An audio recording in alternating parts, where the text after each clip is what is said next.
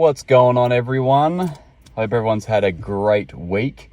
I know I've been off the grid for the last few weeks, but I think I've got a good excuse. I was in Africa, and I did have an opportunity to potentially do a podcast episode while I was in Africa, but I was just having too much fun.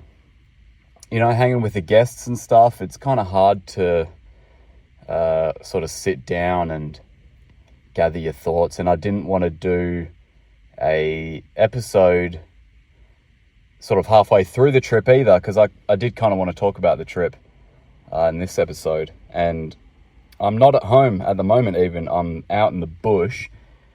I'm sitting in my car at the moment because it's so damn windy out there. I just need to sit down. I was gonna do this episode just walking around the bush, but all you would hear is wind blowing. So I'm sitting in my car, so the sound's not incredibly terrible, but I don't have a microphone or anything. This is just through my phone microphone, so hopefully it's not unlistenable. And I've just seen a guy stack it, which was pretty funny. That kind of made me giggle. I'm like, because where I am, it's like a bush area and there's construction going on all around it, because eventually they're going to bulldoze this bush and turn it into housing. So it's kind of like this isolated pocket of bush that I need to trap and relocate the animals to a more permanent bushland. So while I'm sitting in my car, I can see people working, and a guy just tripped, and it was pretty damn funny. Oh man, I'm a cruel bastard. But yeah, I've been, like, the past 3 days I've been out there setting these traps up, and it's like, really, the weather's not great. It's been on and off rain, it's been windy, but you know, animals, when the sun's out for, you know, even the most briefest of moments, they will come out to take advantage of it, especially the reptiles. They'll bask and then sort of scurry back. So I've got all the traps out now, and just chilling. I got a day off in between Africa and starting this project, which was good because there was talk of me like going in the very next day after I got home from Africa. And then it was delayed by a day, which I'm thankful for, because you know, a day isn't really enough to unwind, even still. And I'm watching this wicked bird of prey just circling above this patch of bushland. Too big to be a kestrel. It looks like a whistler kite. That's pretty damn cool. I wonder if it'll swoop down and grab something. It's probably hanging around my traps. But yeah, like, Africa was awesome. Such a good bloody trip. It just went perfectly, and it was such a cool group of people. 3 of the people that were on this trip have been with us before as guests, and I hate saying guests actually, because they're like friends now, you know. They're just it's cool seeing them come back onto another trip. 2 of them actually came earlier this year, so they've done this trip twice in the same year, and then the other one came last year. But it's one of those things, like, you just can't help but fall in love with Africa. It's so easy to do, and I think, like, most people do fall in love with Africa, and I think most people that come to Africa will come again. Pretty cool that they came twice in the same year. That's like next level. And one of them's coming on the Uganda trip next January, which is cool. So she's going to be like 3rd time, the hat trick with Nature Quest, which is our company, Rob and I's company. So that's really wicked. Like, we must be doing something right, I think. And yeah, we didn't lose anyone. Nobody got eaten by anything on this trip, nor have they on any of the other trips, so that's always a plus. But yeah, it's like the same itinerary that we've done, you know, for the past 5 trips, which, like, I just don't get bored of. you know, really don't get bored of. It's like every time we go, we see something new or experience something different. And the new thing for me was we saw a black rhino, which was like, I mean, the amount of times I've been to Africa and the amount of game drives I've done in Africa, I'd never seen one. And this time I finally saw, and we got such a good view of it as well. It was like, so if you don't know what a black rhino is, it's a another species of rhinoceros that lives in Africa. You've got the white rhino and the black rhino. The white rhino, there are much more larger populations of white rhino than there is black rhino. It's called the white rhino because its mouth is like a more square shape, and Dutch Afrikaans word for wide is white, and that's referring to its wide mouth. Now the black rhino is far more elusive, far more uncommon. They're solitary, so they're not in, you know, small groups like white rhino are. They're browsers, so they eat higher up shrubs and leaves and stuff like that. So they're found in really thick, dense shrubland. So even at the best of times, it's hard to see them because they're just so thick amongst the scrub.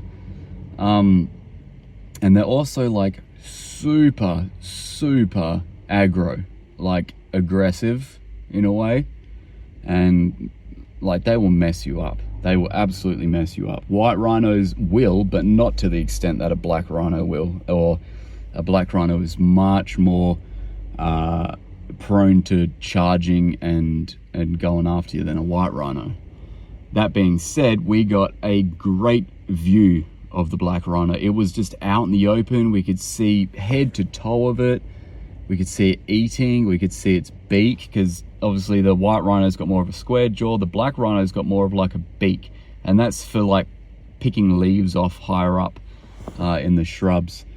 And yeah, it was just fantastic. I'm so glad we got that good a view of it, because normally you'll see a black rhino and it'll just be like a shadow behind a bunch of shrubs.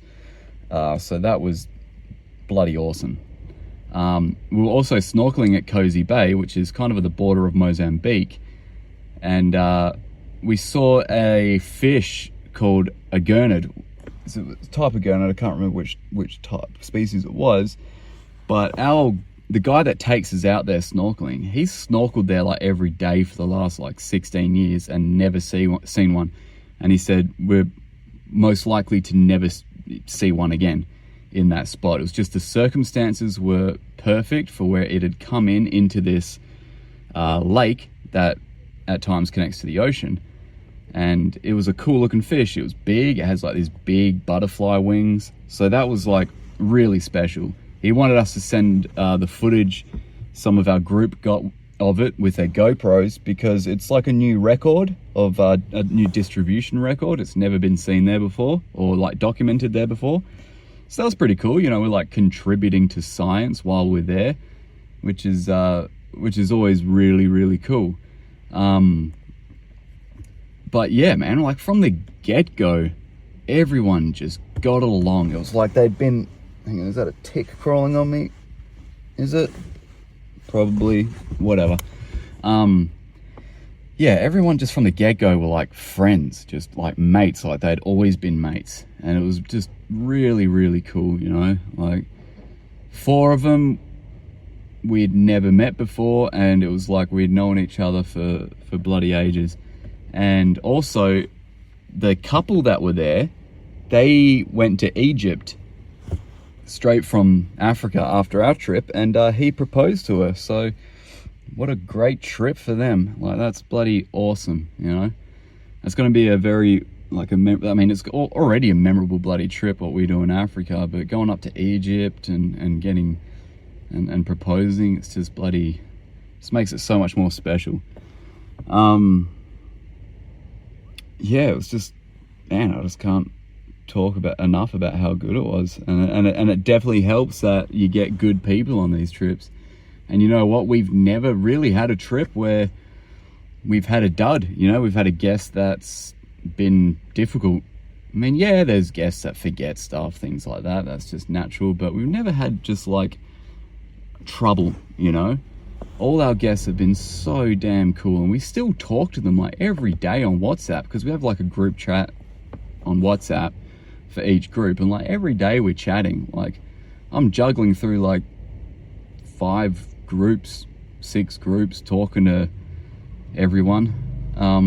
But it's awesome. It's like, you know, just catching up with friends. It's really cool. So I'm looking forward to the trips coming up. We've got what's our next one? Our next one's Uganda, obviously. We got 2 back-to-back trips with that. That's going to be absolutely epic. That's going to be gorillas, chimpanzees, game drive. So we're still going to see like lions and hopefully leopards, rhino, things like that. And then that goes into February. And then our next one after that will be another South African one, which we want to do like a conservation-based one, where we go out dehorning rhinos. Obviously ethically, tranquilize rhinos, cut their horns off so the poachers don't kill them to cut the horns off. We're going to do like pangolin tracking, things like that. We're looking at maybe doing 2 days working at a crocodile park, we like moving crocodiles, things like that. And that's just the start of it. We haven't got the full list of things to do, but we're going to add a lot more stuff to that. We're still working on that itinerary, but I'm really looking forward to that one. And then we've got India in November, which is a new one, which is going to be sick. Going to go look for tigers, leopards, going up to the Taj Mahal, look for gharial. Like, it's just going to be really, really cool. So if any of you listening want to join us, hit me up, because we haven't even started advertising yet. The Uganda one's full. Both of those ones are full, but that's going to be a yearly thing. So you got plenty of time to save and plan. But hey, if you're interested in the conservation one in South Africa, we're looking at sort of May to June time. Hit us up. Or if you want to do India in November, hit us up. That's next November, mind you, so this is all 2025.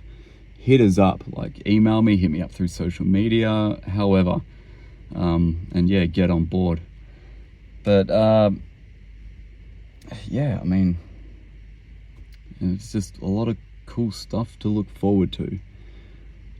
Man, I don't know what else to talk about. I just pretty much wanted to update you with what's been going on, and obviously the regular episodes of Thorns Jungle will continue next week.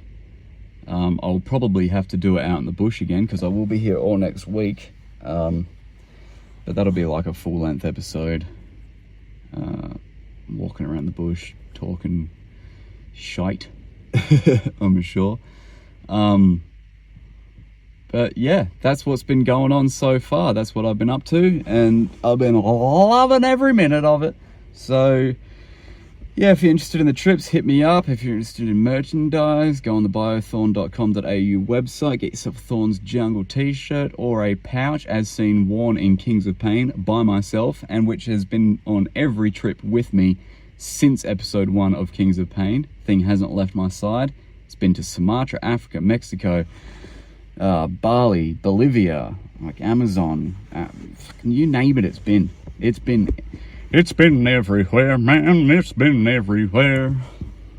Something like that. So yeah, you can grab your very own pouch at biothorn.com.au and look the part. Actually, it came in handy, because normally I'll wear it around my thigh, but when I'm traveling like through airports and stuff, I'll take the thigh strap off and just have the top strap and wear it around my shoulder like a man bag, because it's so handy to have your passport and stuff in, and it's like right there, sort of against you. When it's on your thigh, sitting down for a long period of time, it can like get a little bit uncomfortable. But if you wear it as like a man bag / man purse, it's bloody fantastic. So you can do a lot of stuff with it, and damn, it's tough. My one looks completely different from when I bought it. It's all like worn and like, but it looks better. The more like bashed up, beaten up it gets, the better it looks. It's been soaking wet, it's been out in the sun, it's been, you name it, it's been in snow, for God's sake, and it just looks better and better. So grab your own pouch on the website. All right, enough plugging stuff. yeah, hope you all have a great week. And that is your update from me. I will see you next time, or speak to you next time, on another episode of Thorn's Jungle. Take care, everyone.